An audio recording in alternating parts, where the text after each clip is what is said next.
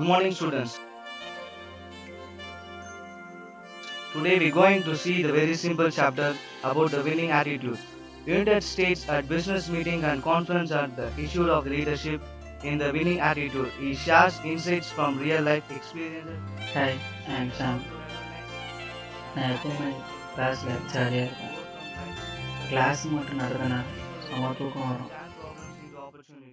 அதே போல் ஒரு நாள் கிளாஸில் ஒரே தூக்கம்.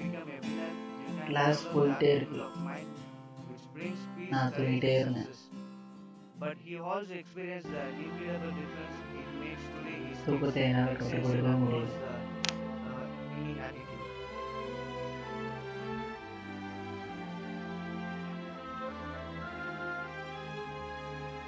Hey Sham, get out of the class.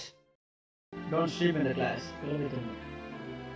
நான் எப்போ தூங்கினாலும் எங்கள் சார் வந்து என்னை வெளியே அனுப்புறதே வேலையே வருது.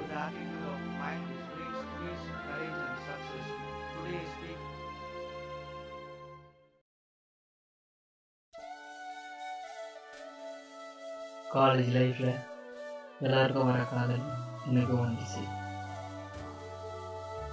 எல்லோரும் காதலியை நேரில் தான் முதல்ல பார்ப்பாங்க.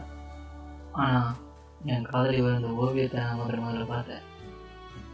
அப்போ அது ஒரு பெண்ணு தான் வரைந்தான்னு தெரியாது. ஆனால் நான் அந்த ஓவியத்திலேயே ஒரு பெண்ணு தான் அதை வரைஞ்சிருப்பேன்னு நினச்சேன்.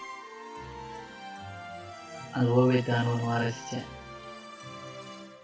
அந்த ஓவியத்தோட அழகை ரொம்ப ரசித்தேன். அது ஒரு பெண்ணாக தான் இருக்க முடியும்னு நினச்சேன்.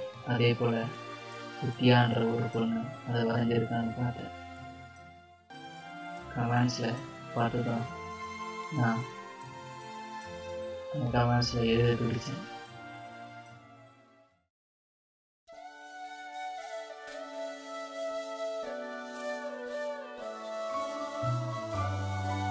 நைஸ் கிரியேட்டிவ்னு எழுதிட்டு வந்துட்டேன்.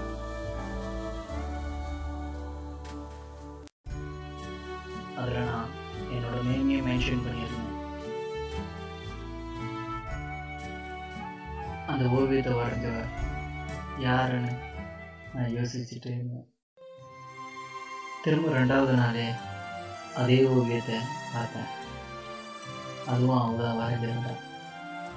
அதில் நான் உன்னோட பெரிய ஃபேன் அப்படின்னு சொல்லிட்டு என் நேமையும் என் நம்பரையும் எழுதிட்டு வந்துட்டேன். என் நம்பரை பார்த்தா அவள் எனக்கு மெசேஜ் பண்ணுவான் இல்லை கால் பண்ணுவான்னு ரொம்ப எதிர்பார்த்தேன்.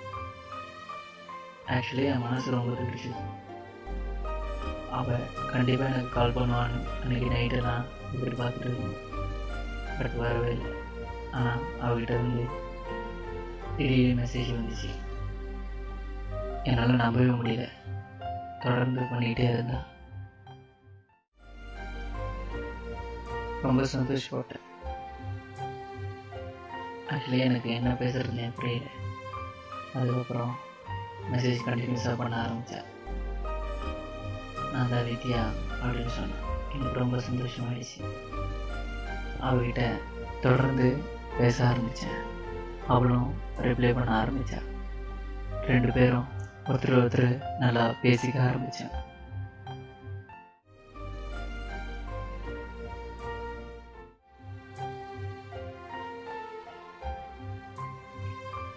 ஆனால் அவகிட்ட மெசேஜில் மட்டும்தான் பேசிகிட்டு இருந்தேன். என்னடா பார்க்கணுமே அப்படின்னு நினச்சிட்டு இருந்தேன். ஆனால் ரொம்ப நாள் கழிச்சு திரும்ப காலேஜ் கேம்பஸில் அவளோட ஓவியம் இருந்தது.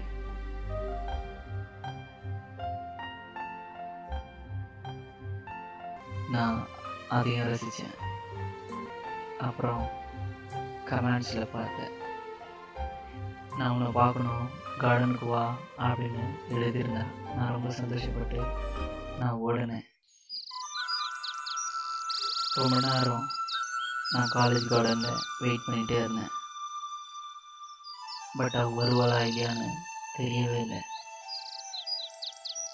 அவள் வருவான்ற நம்பிக்கை மட்டும் இருந்தது. அப்புறம் அவளுக்கு கால் பண்ணேன். அவள் எடுக்கவே இல்லை.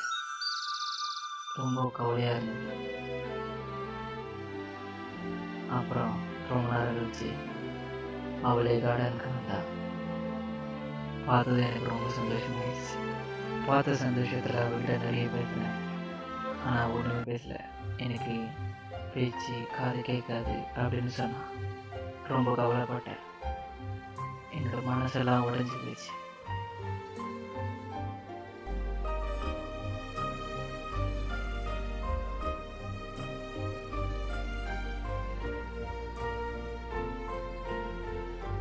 அப்புறம் கொஞ்ச நேரம் யோசிச்சு அவளுக்கு மெசேஜ் பண்ணேன். It's okay, I love you, I want to marry யூன்னு மெசேஜ் பண்ணேன். அவள் ரொம்ப சந்தோஷப்பட்டா. அவள் ஓவியத்தில் இருந்த அழகை அவள் வாழ்க்கையில் கொடுத்தேன்.